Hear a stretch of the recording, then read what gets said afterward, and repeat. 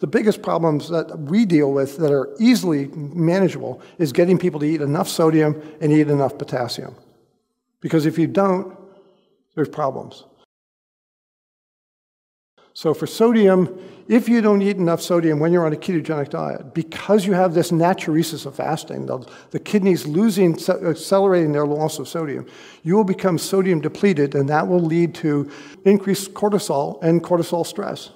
If you become sodium depleted, it leads to increased cortisol and cortisol stress. And if it goes on a long time and you just feel crappy all the time, they'll say, well, you've got adrenal fatigue. There is no medical diagnosis of adrenal fatigue. That's sodium inadequacy. There is no adrenal fatigue. It is sodium inadequacy. And you don't wait till it happens and say, oh, we'll give them a gram of sodium or 2 grams today. You treat them with the sodium from day one. When we send a starter kit to the patient, we send it with their choice of vegetarian or chicken bouillon. Actually, one of each, because they taste it and find out what they want to buy. We have to give them the stuff to start with to get them to take it and understand that it's necessary. Is that safe?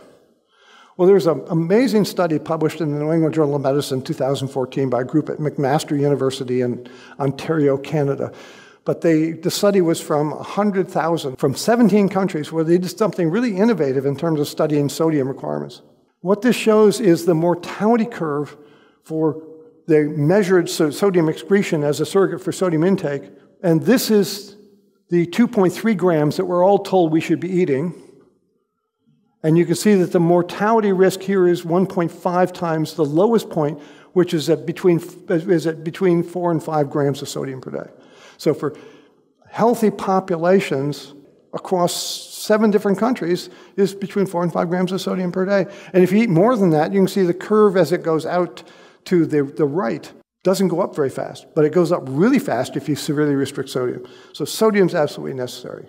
The lowest risk of death, sodium intake, is between 4 and 5 grams or more.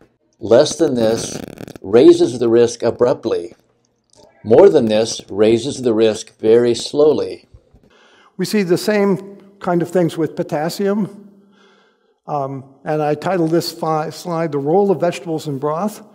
And the reason is that if you're a pure carnivore and you eat 1.5 grams of protein per kilo, which is about 15% of energy intake, you're going to be at about 1 gram of potassium intake per day. If you eat 3 grams per kilo or 30%, you'll be over here. So this idea that you have to eat 30% of your protein will actually give you enough potassium to be reasonably safe. But if you're eating 1.5 grams per kilo, you have to get your potassium from somewhere else. And if you then add homemade broth to this, you can get out to a place where it's very safe. When I used to think that, the value of ketones was it takes fat and process it in the liver and you make fuel for the brain, that was the 1960s thinking. And then what we now know is it's an excellent fuel for the heart. And also, very interestingly, beta-hydroxybutyrate is an extremely effective fuel for the gut. Beta-hydroxybutyrate is a 4-carbon fatty acid with 1 extra oxygen added to it, beta-hydroxybutyrate. A good microbiome, given a good source of fiber, makes something called butyrate. 4 carbons, no extra oxygen. They differ by 1 molecule. Both of them are superb fuels for gut mucosa. They both have anti-inflammatory effects in the gut, although the anti-inflammatory effects of beta-hydroxybutyrate are probably better. So if you're worried about gut health on a pure carnivore diet, if you got ketones of 1.0, don't worry. This looks at the problem of weight rebound in multiple studies. The green line here that goes up to there, that's called the DIRECT study. That was published in The Lancet a couple of years ago.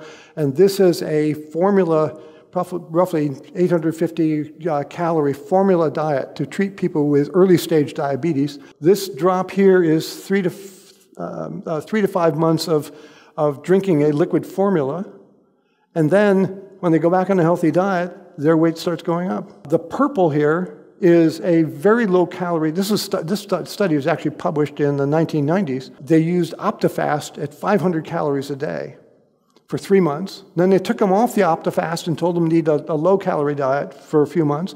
Then they put them back on OptiFast, but you can see great response initially, but the second time they had them drink this 500-calorie-a-day formula, it didn't work. And it probably didn't work because once they've been on it and went off it, when they go back on it, the body is, the signals to the brain are so intense to eat that they couldn't adhere. I really credit Dr. Rena Wing and her team because they published these data. This is weight went down, but when they went back on the low-calorie diet after the second try of the very low-calorie diet, by the end of a year, they're going back up, and much of their weight was regained by 2 years. So this is a dramatic change in their weight, both down and back up. And this is a classic response. The blue here in the middle is Virta, and we go down, we stay down at 1 year, and then there, as I showed you, a slight weight regain. This shows hemoglobin A1C changes. Again, you get a much bigger drop when you're on an extreme diet, but then it goes right back up when you no longer follow the diet. If you have something that can be sustained long-term, you have a much greater likelihood of achieving lasting benefit. These studies include patients with diabetes with gastric bypass or gastric sleeve surgery, plus the Look Ahead study, which was a very intensive lifestyle intervention. And you can see that it's a common observation that everything goes down when you have a very effective treatment. But for most of them, it's going back up. Oh, by the way, this one that's completely flat here, this was the control group for the Look Ahead study where they did no intervention. And no change in their diabetes, and luckily no upward trend. You get a lower slope and better lasting results when you deal with something which is sustainable and planned to be followed long term, and that's what we do with the well-formulated ketogenic diet. What happened to hemoglobin A1C? The blue bar at the bottom is our intervention, the two intervention groups together.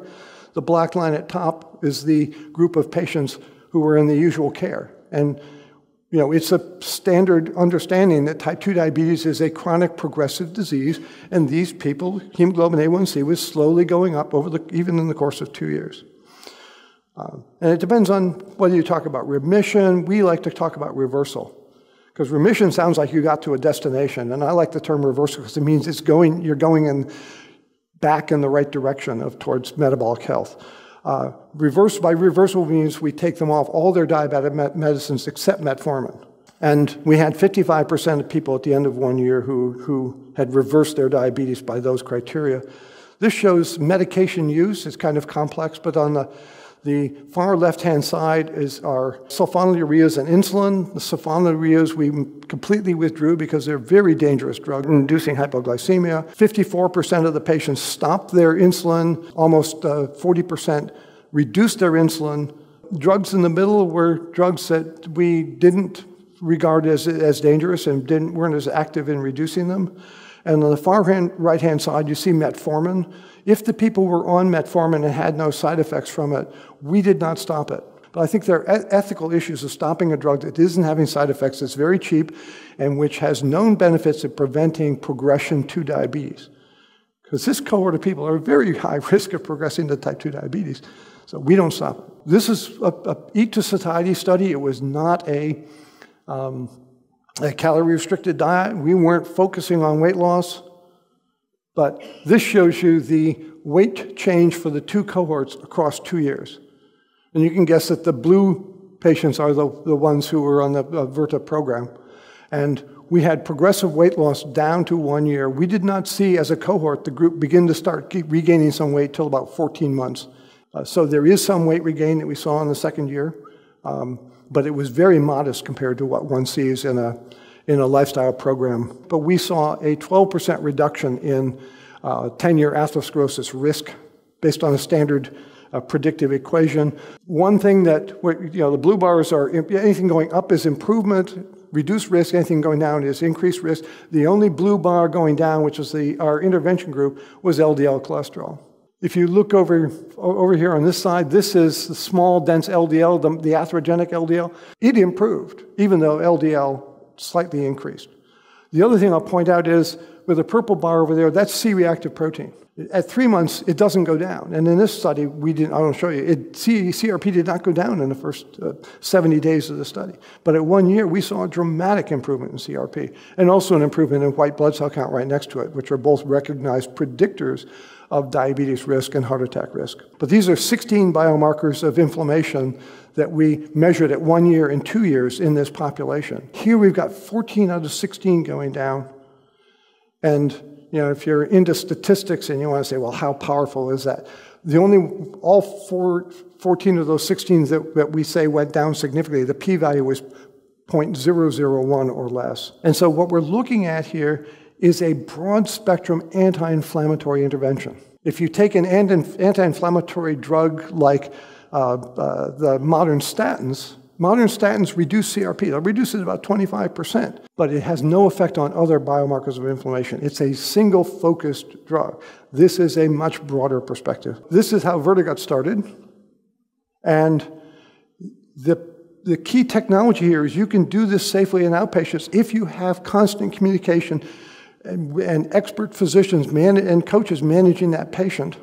Basically, this is a patient-centric program and a patient-centric app. This is not an app that's designed for billing, and we need to start learning how to do that, but it's really designed with having the coach in the upper right-hand corner and the doctor in the lower right-hand corner interacting with the patients, the patient monitoring data and logging it in through the app and getting access to their data through the app so they see all their data. And the other thing is putting the patient in contact with a peer support group, which augments the coaching process to allow them the comfort and security to know that they're doing the right thing and that other people are dealing with the same problems and communicate among themselves in terms of peer teaching. And these were people with type 2 diabetes. The average duration of their diabetes, which is important, was 8.4 years.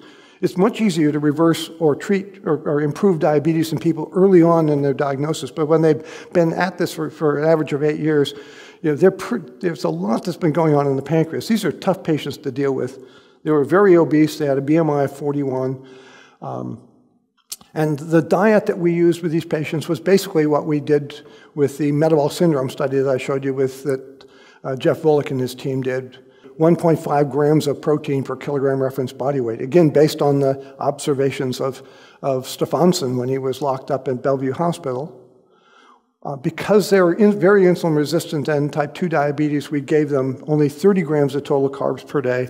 And here's the important thing. We had them eat fat to satiety. This is not a calorie-restricted program. We did not count calories. We did not tell them to restrict calories. We told them not to be hungry. Eat to satiety. So we had in-person group training and management and in-person physician monitoring and so on, and the other half got this incipient app that we were developing, and I was sure the app wasn't going to work. We didn't see any difference in the first year between the two. I proved myself wrong. I like doing that because that's how I learn. We've published, these are 6 papers that we had published as of 2 years ago. We have another 3 papers published. If you read any one paper, read our 2-year data from Frontiers of Endocrinology, which shows that the 2-year data from our randomized clinical trial. I'll show you some of these data here. This answers the first question. Can people really stick with this kind of program? We had 83% retention at 1 year and 74% retention at 2 years. So excellent retention. And in the lower right-hand side of this diagram, you can see blood ketones that were being measured every day, reported through the app. And you can see that, again, this is a very insulin-resistant population, and yet the group mean ketone increase was up to 0.8, and they maintained that for the first 3 or 4 months, and they stayed at or above 0.5 out to 8 months. And even at the end of a year, they were about 0.4. So people can follow this diet, they can stay in nutritional ketosis if you give them the right information and adequate support to help them do that. It's tremendous benefit to adherence when people come off of their drugs and their weight goes down and they're looking at blood sugars that are better than anything they've seen in 8 years. That's remarkable. For a week, he had them eat from a buffet, choose as much food as they wanted to eat from a buffet of very nice, good foods that were rich in carbohydrates and relatively low in fat. And they monitored what they ate, and they ate about 3,100 calories per day. Now, these are severely overweight individuals, and they held their weight stable, and they measured their blood glucose, which is shown in the top panel here in the black, and their blood insulin levels, shown here. So high glucose, and this is millimolar glucose. Normal glucose is 5.5, the upper limit of normal is 5.5. So this is where normal is, and these people were running glucoses across the day around or above 200 milligrams per deciliter, so about twice normal. They took away all the carbs from the food, but still had very good, delicious foods out there, and they could eat from the buffet and had them eat as much as they wanted to, and they spontaneously reduced their calorie intake by 1,000 calories a day, which is exactly what Jeff had seen when we predicted in that 2008 study that we published. So they reduced their calorie intake by 1,000 calories a day, and yet they reported better satiety. And in 2 weeks, when they went back and did their blood glucoses, and these are blood glucoses done every 2 hours across 24 hours, and looked at their insulin levels, they had a dramatic reduction. And remember, 5.5 is the upper limit of normal. So upper limit of normal is here. These are their glucoses after just 2 weeks of the ketogenic diet, and you can see that they're in range, in the normal range, most of the day after just 2 weeks. But at a markedly lower insulin level, if you'll see in the lower panel in blue. Now, the only way you can reduce your blood glucose and have with lower insulins is you have to improve your insulin sensitivity. And what they demonstrated was there was a 75% reduction in insulin resistance, or a 75% improvement in insulin sensitivity in 2 weeks with very little weight loss, which means this is not what many of the critics say, well, any diet works if you lose weight. You don't need to lose weight on this diet to get most of the benefits. And again, this is very early in the adaptation process, and things get better with time. Again, a metabolic ward study, they took away more than half of their medicines in the first 2 weeks. When you initiate this diet in somebody with diabetes or severe hypertension, it's metabolic rock and roll. Things change quickly. On this complex graph, if you look at those factors which are outlined in green, those 4 factors outlined in green are the parameters that define metabolic syndrome. Abdominal fat content by DEXA was significantly, the loss was significantly greater with the ketogenic diet in red. Triglyceride reductions were dramatically better. Both the other groups were restricting calories, losing weight, so they were getting better. That diet is working to improve their metabolic health, but the ketogenic diet worked better. In terms of HDL cholesterol, there was about a 15% rise in HDL cholesterol with the ketogenic diet. There was no change with the other diet. And we see this over and over again, that we get a significant increase in HDL, concurrent with the reduction in triglycerides, and you've heard in previous talks, that's a very powerful predictor of reduced atherogenic risk. And then blood glucose, which wasn't super high in these patients anyway, went down somewhat. Further on this 2008 study of randomized controlled trial of low fat versus low carb. Further results, the low carb diet group lost more abdominal fat, triglycerides, and glucose. They gained more HDL cholesterol. Insulin resistance measured by HOMA-IR, we saw a dramatic reduction in insulin resistance in this group. But the most paradoxical finding is on the far right, outlined in orange, and that's the blood level of saturated fat. Their HOMA-IR, which is a measure of insulin resistance, went down. Total saturated fat in the blood went down. Now, we've heard that dietary saturated fat, the evidence now is, and mainstream thinking is, it's not harmful if you eat saturated fat in your diet. But there is strong evidence that says the amount of saturated fat in your blood is a predictor of future diabetes risk, coronary artery disease risk, and mortality. Those on the ketogenic diet had much greater reduction in saturated fat in their blood, but they were eating 3 times as many grams of saturated fat per day.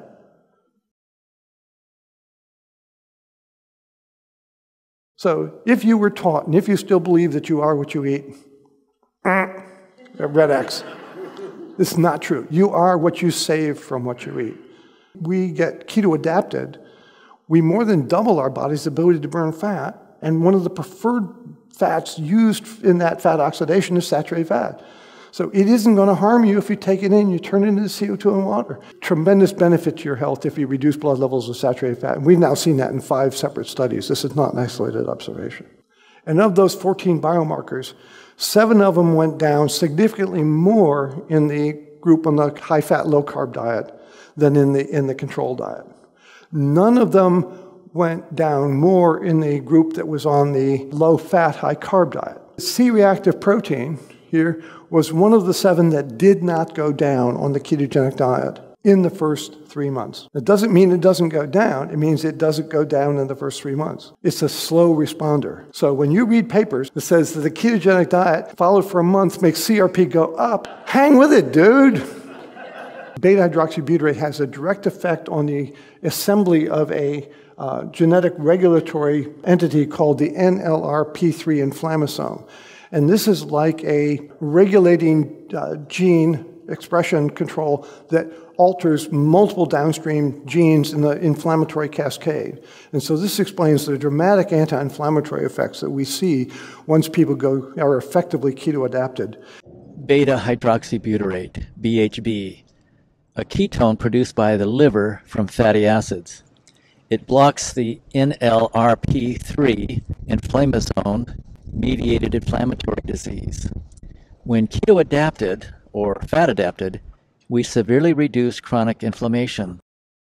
In addition, because the beta-hydroxybutyrate alters the epigenetic effect on histone deacetylases and reduces reactive oxygen species, when you have beta-hydroxybutyrate present, it reduces the impact of reactive oxygen species on membrane polyunsaturated fatty acids, which get turned into pro-inflammatory agents called isoprostanes.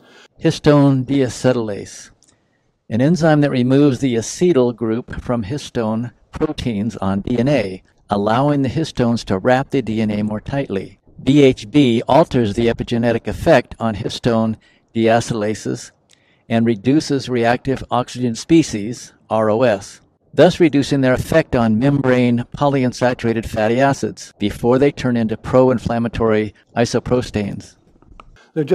Our reactive oxygen species just attack a membrane. There's no enzyme involved.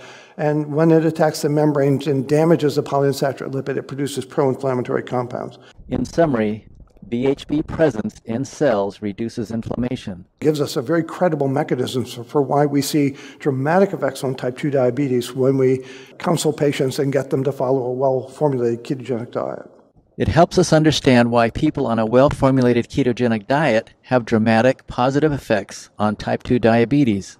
This concept of inflammation as having a role in diabetes is a new concept, but we're making progress. The first paper that I can identify that was in a mainstream journal that said, look, this is important, was the first of these papers by Bedonath and Schnolsen that was published in 2011. This is a Swiss group, and this was looked upon with great askance. But those guys are pioneers. Jerry Olewski's group, these are thought leaders in diabetology. And when they publish a paper in Journal of Clinical Investigation that says inflammatory mechanisms linking obesity and metabolic disease, when the mainstream says this could be important and they put it in a top-ranked medical journal, then you know we're making progress. Probably one of the most important papers I was involved with was a study that was done primarily by Jeff Volek's group and published this back in 2008. This was a randomized controlled trial of people with metabolic syndrome, not really severe metabolic syndrome. One dietary intervention was a well-formulated ketogenic diet.